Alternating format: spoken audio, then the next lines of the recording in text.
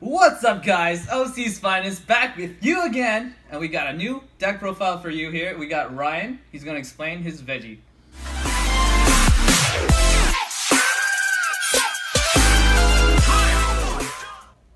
Alright Ryan, let's get right into it. So we're playing Mecha Frieza, we're playing a lot of green, mainly because of the Kaba engine. What Kaba does is that he looks at the top 10 and then he grabs either a Khalifa or a Kale, and then if you grab a Khalifa you can summon it. What that does, it allows you to go through your deck really fast because 10 is a very large number, and then when you're playing a Khalifa it's easier because you're getting a 2-mana discount. And then Kaba allows you to play Kales and Khalifas for 1 less each, and it stacks. So if you have 3 Kabas on board, you're only playing Kales for one colorless.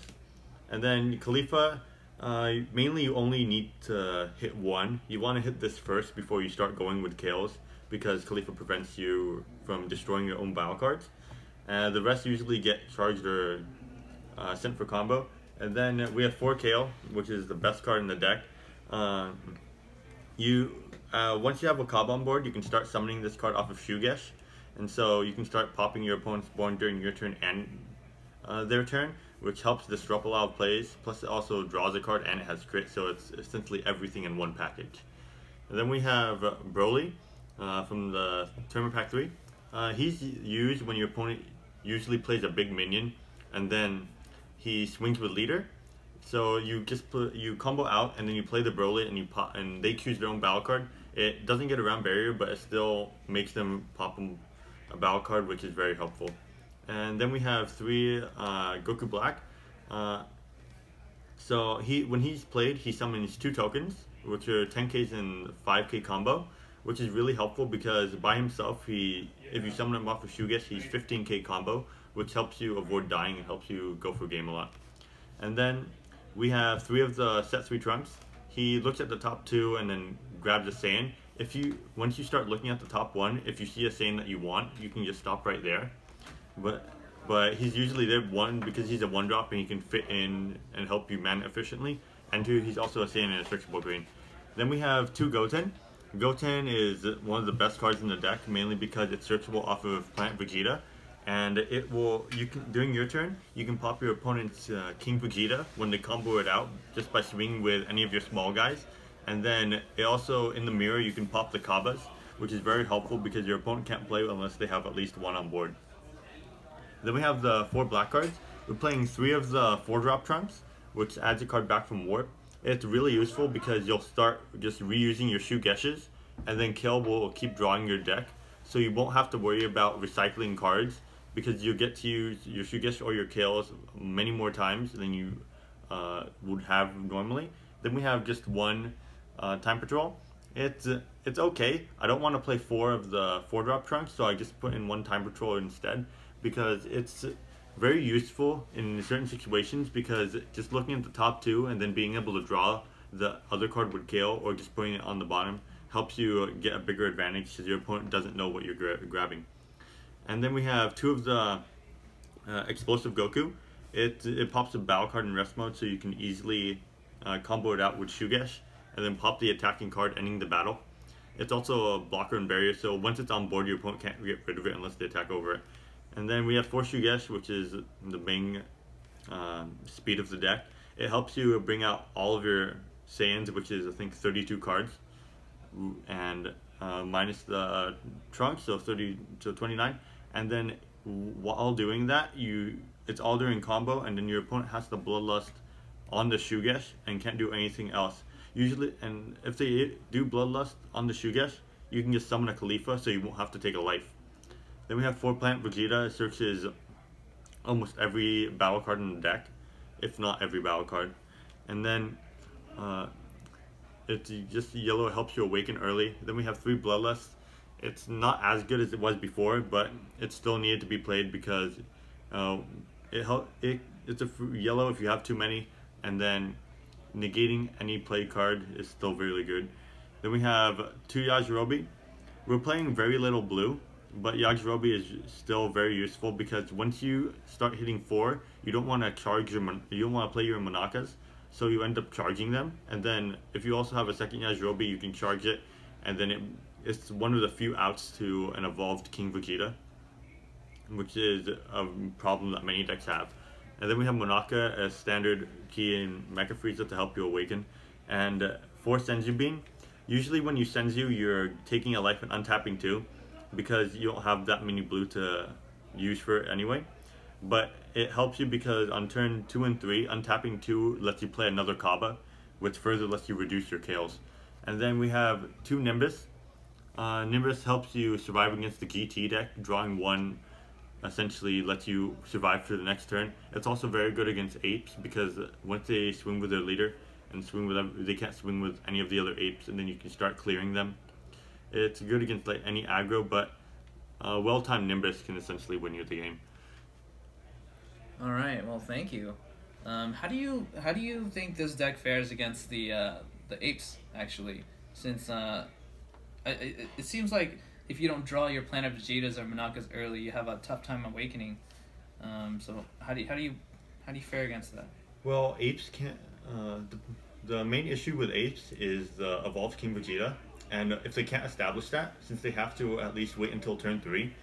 If you open a Goten in your starting hand, you want to keep it because it helps you get rid of the unevolved Vegeta. And if they can't establish the King Vegeta early, then Kale and Broly start clearing all their apes. And then if they do establish the King Vegeta by hard summoning it, they're paying 5 mana, and once they're paying 5 mana for it, they can't march in the same turn. So it's only one threat you need to deal with on board. Alright, well, you have the standard package, and I also noticed that you're not running any Weeze's Coercion. Was there any insight on running Nemesis instead of that? Well, Coercion only negates 1 attack, and I'm not running many blues to begin with. Plus, you're with Nimbus, negating one attack guaranteed, because usually you tap out a lot in the deck, and then you're Nimbusing, so you would Coercion take a life regardless, and Nimbus helps you stop the first attack, and then the next attack you can Shugesh and then pop the battle card that's the last one to attack. So what happens in the scenario where you can't establish a Kaba Khalifa board? Like, what do you rely on? Well, when you can't establish a Kaba Khalifa, you essentially start going with Goku Black and Broly to get rid of your opponent's cards and establish high combos. Because if you're out-comboing your opponent, you'll eventually draw into a Kaba, and then once you get 1 Kaba, everything starts rolling. Sounds really solid. Is there any tough matchups besides the Mirror or any other Mecha Freezers that cause you any problems? No. The only hard matchup it would be probably a good player, because a lot of the times if your opponent is playing Mecha Frieza, you don't play the Kaba on turn 2, because you'll wait a turn if you know that they're playing the Mirror. Because if you establish a Kaba on turn 2, that means that once they summon everything, then you can't awaken as fast as you want to. Because once you Kaba on turn 2 or turn 3 and you summon a Khalifa, if your opponent responds to it and you don't have Bloodlust for the KO or for any removal, then you essentially lose, because once you lose your first Kaba, it's really hard to recover. Right, so that's one of the reasons why you're running Trunks too, right? Yeah, Trunks recycles almost every card in the deck. Every battle card. Well, so how going into San Jose, how do you feel people will respond with the Mecha Frieza format? Do you think they'll stick with the leader, or do you think they'll go towards another alternate leader just to, play like an anti-meta kind of deck? Well, getting discounts on X cards is extremely good, and Mecha Frieza allows you to tap out because of his effect. But most of the people are going to be sticking with Mecha Frieza, mainly because anti-meta doesn't do well against things that aren't meta.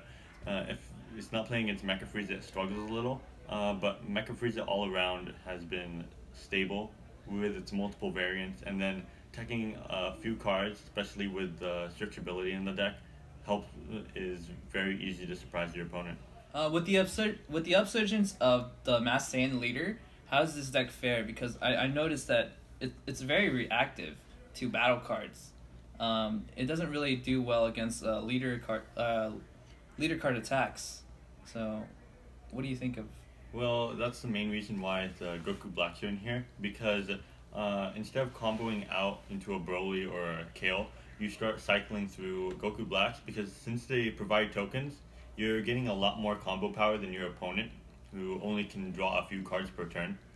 And since you'll start playing, recycling Shugesh and Goku Black, and then once you hit high enough mana, you'll round like 4 or 5, you'll start playing your Kills and your Goku Blacks during the same turn, and then gaining extra advantage because now you have a crit as well as your opponent, but yours also can be played in multiples. So you'll start having multiple kills on board, and then your opponent will only have 1 crit swing per turn. And what do you feel like? What are good some good sideboard options against those kind of decks? Like any Vegeta-esque kind of, you know. Well, you can always put in Coercion or more Nimbus. Any negates towards the leader helps because you'll be even if you have to take a life, it's better than taking a crit. You can. There's also adding more blockers. You can by adding more blue into the deck, you can play your Yajirobis a lot easier. And since their only removal would be the 2 Mass Saiyans, and one of them can't remove the Yajirobe. So you'll start having blockers for their leader, as well as the Goku, which can't be removed at all. Well, thank you, Ryan, for the deck profile, and well, we'll see you at San Jose. Until then, we'll see you again. Special shout-outs to our sponsors, Card Game Coliseum, Card Addiction, Gem Playmats, and Overdose Gaming. So, with that, see you later.